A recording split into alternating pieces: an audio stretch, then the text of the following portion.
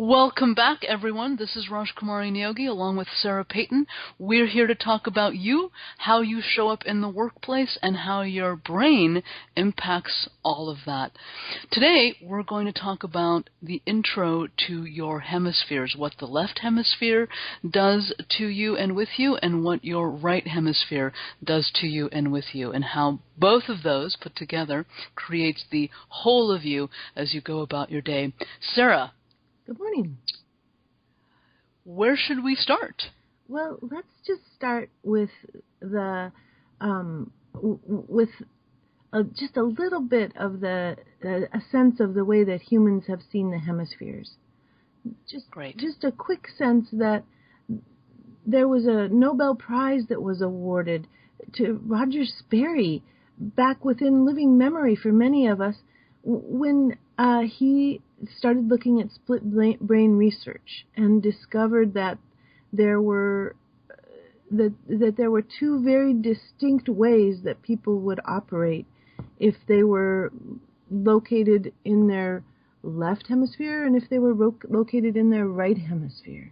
And this gave rise to all of those really fun books like Drawing with the Right Hemisphere and and it gave rise to kind of a lot of popularization and simplifying of the concepts of how we are left and right hemisphere humans. And what then became discovered as the research continued was that it wasn't quite that simple, that the left hemisphere does everything and the right hemisphere does everything, but that they are structurally different. And they look at the world in very different ways. So the way that the left hemisphere looks at the world is through the lens of its neurons, which are structured kind of the way an orchard is structured, with rows and columns and the order. And the right hemisphere is structured more like the neurons are structured more like the Amazon jungle, with neurons running everywhere and connecting everything. So how we bring that back to the workplace would be in the left hemisphere we have people who are incredibly linear, who are data focused, who are wanting to do things that are step by step. Is that right?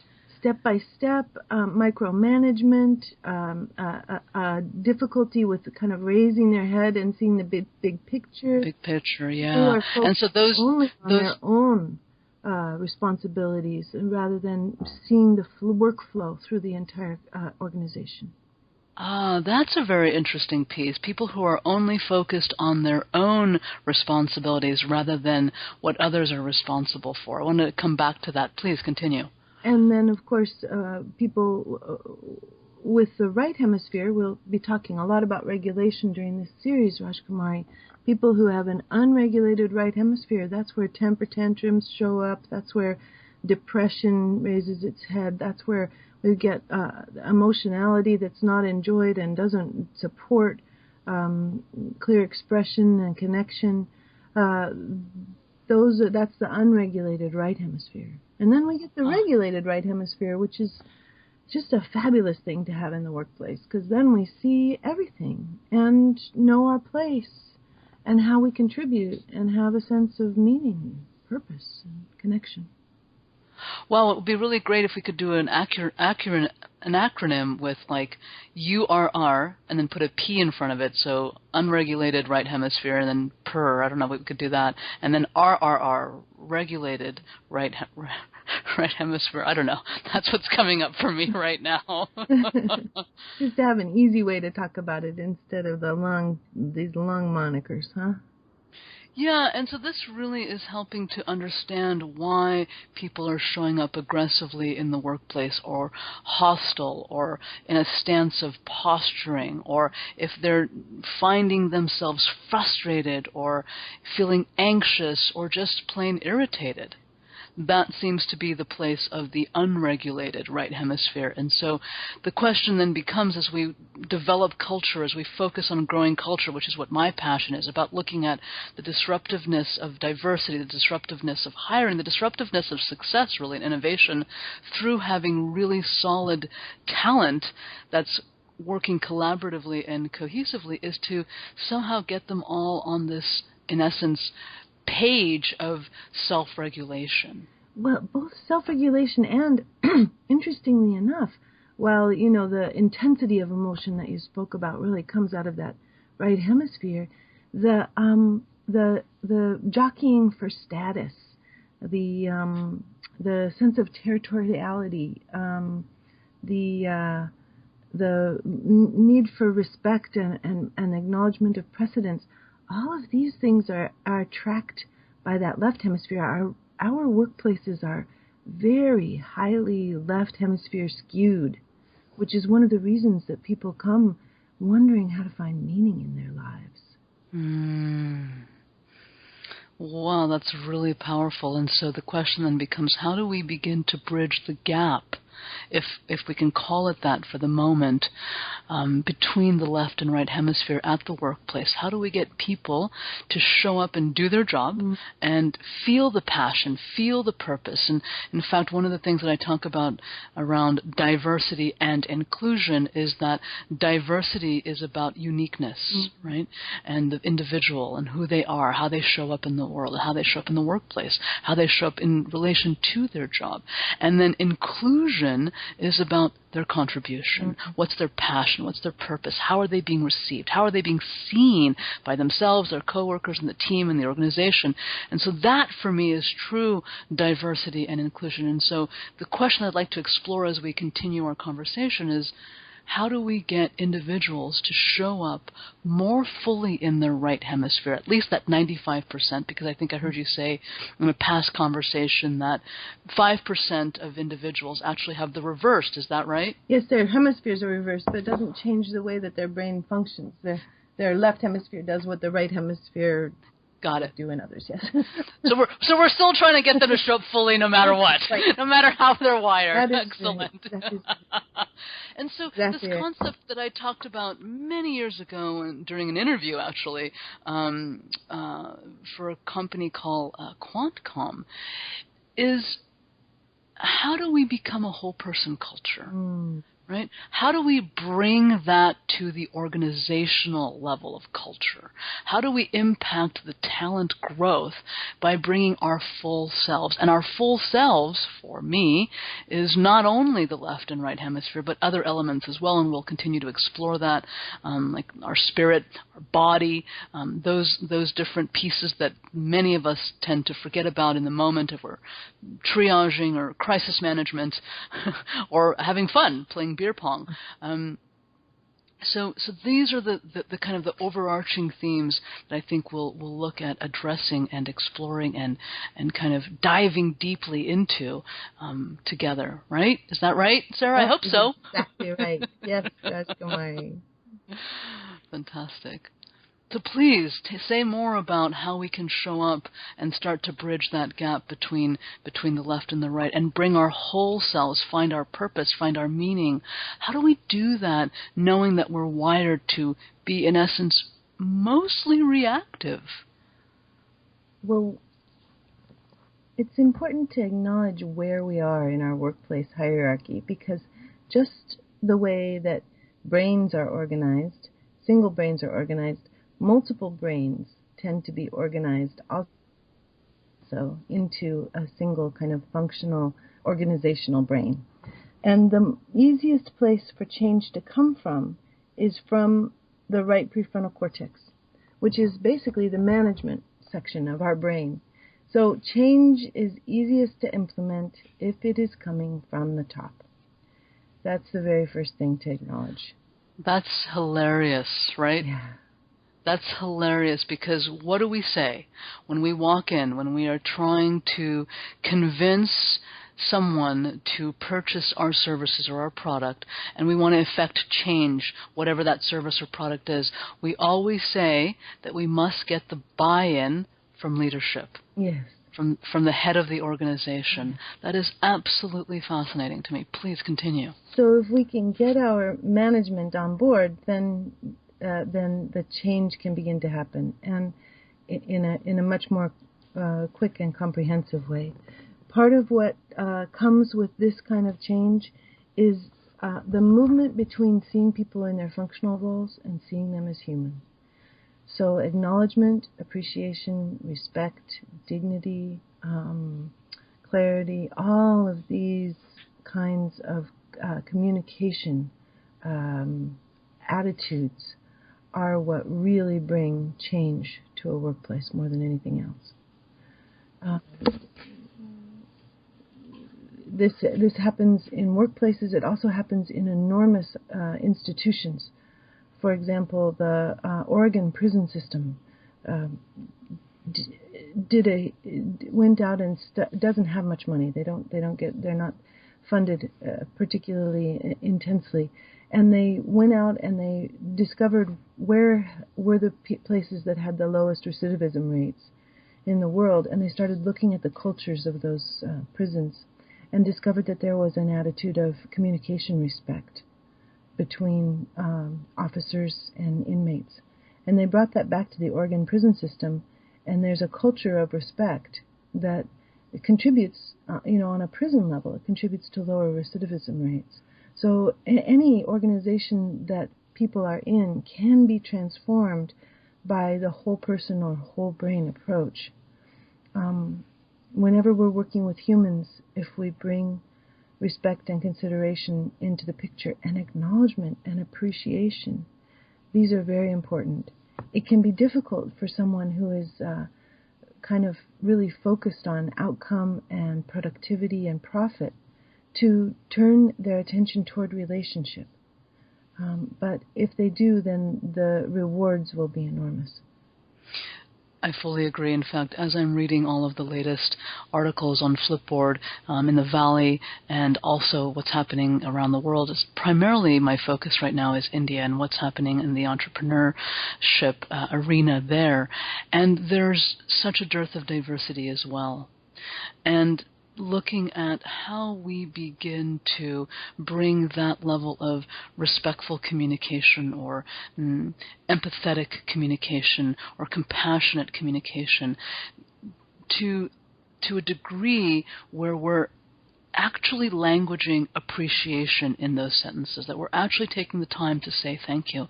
And it almost feels as though we're modeling, perhaps that's what the inmates and the guards were doing in the Oregon prison system, is they were being able and invited to, and perhaps even supported by some other curriculum or concept or method, to model respectful communication and to invite each other to show up very, very differently and really kind of be radical, wouldn't you say?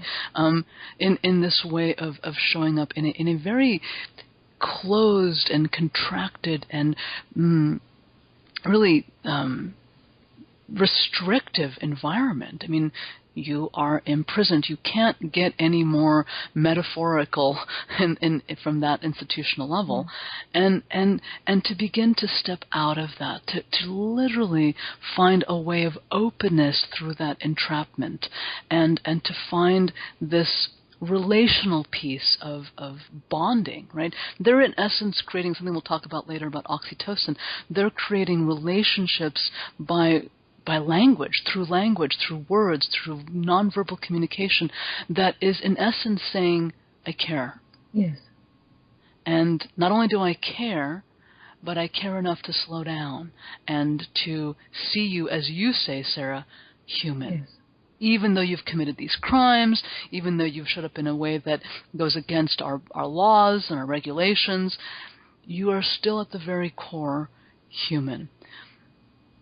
Yeah, absolutely. And that's critical. And so how do we then translate that into this evolutionary organizational trajectory that we're headed, into this more inclusive way of relating? How do we do that? And how can we begin to take the actions and the steps that allow us to create these relational moments when the report is due and when there's a crisis that's happening, when productivity is failing, when the stock market as it is being troubled right now? How do we begin to show up so that when our valuations are slashed in half, as that has recently happened by many of the firms here? We know also about FANG. FANG is Facebook, Apple, Netflix, and Google, and their stocks have taken a hit collectively. How do we still stay afloat in our minds by continuing to connect from a human level? Well, there is something that happens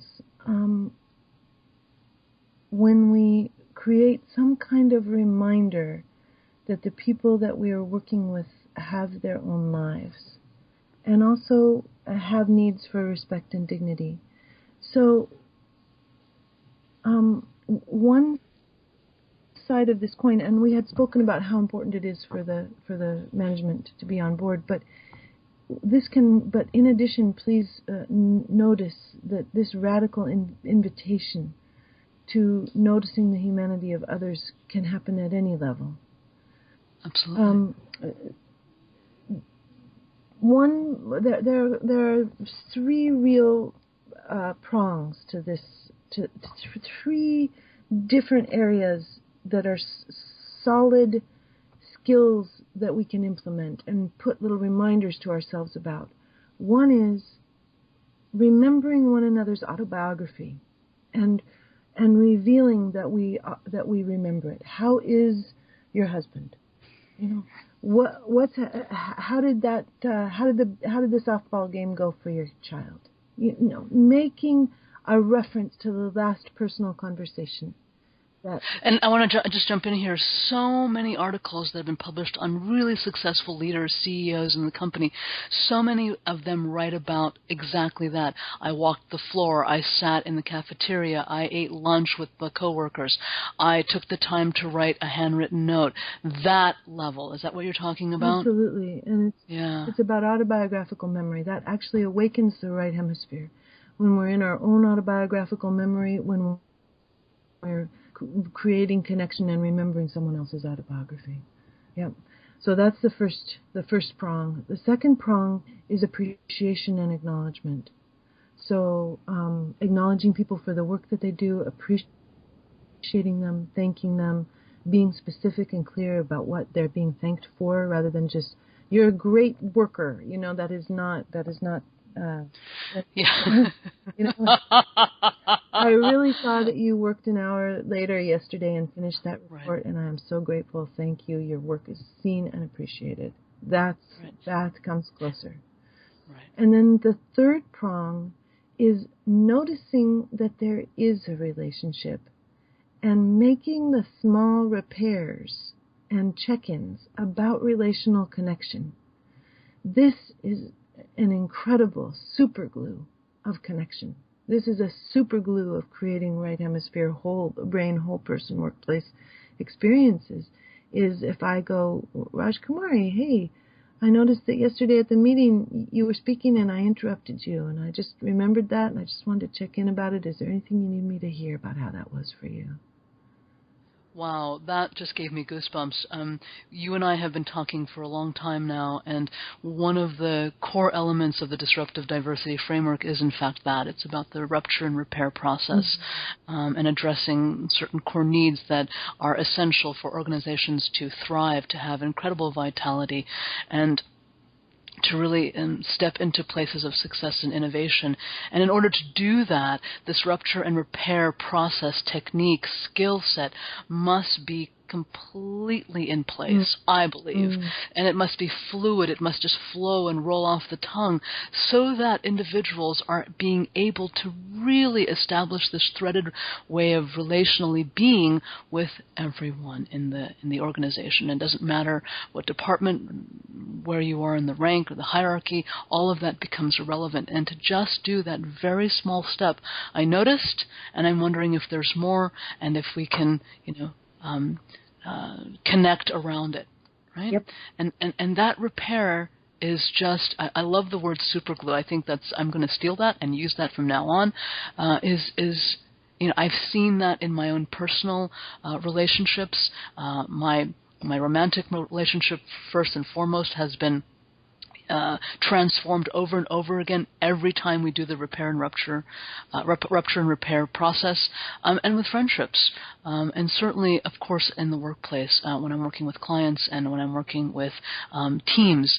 This level of connection even can be done non-verbally. A great way to practice this, which is what I'm using as a calibration method for my own process around this rupture and repair and creating relational ways of being, is simply to, when I'm at a restaurant, for example, to linger just a little bit longer, maybe a second and a half. I mean, this is not very long time, with the waitstaff who is bringing me or taking something, from my table.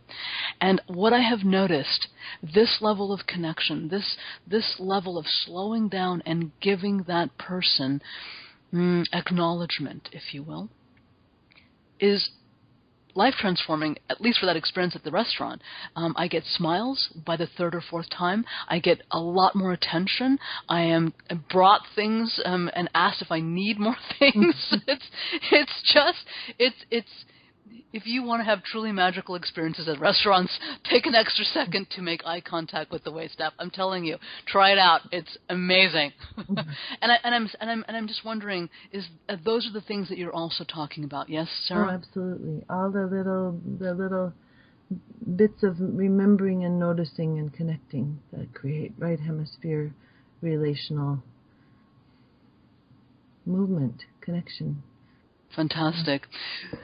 Well, you've heard a little bit about what it's like to show up as a whole person and creating yourself both able to access your left and right hemisphere, and what that can do for you and ways that you can do that and how you can show up differently.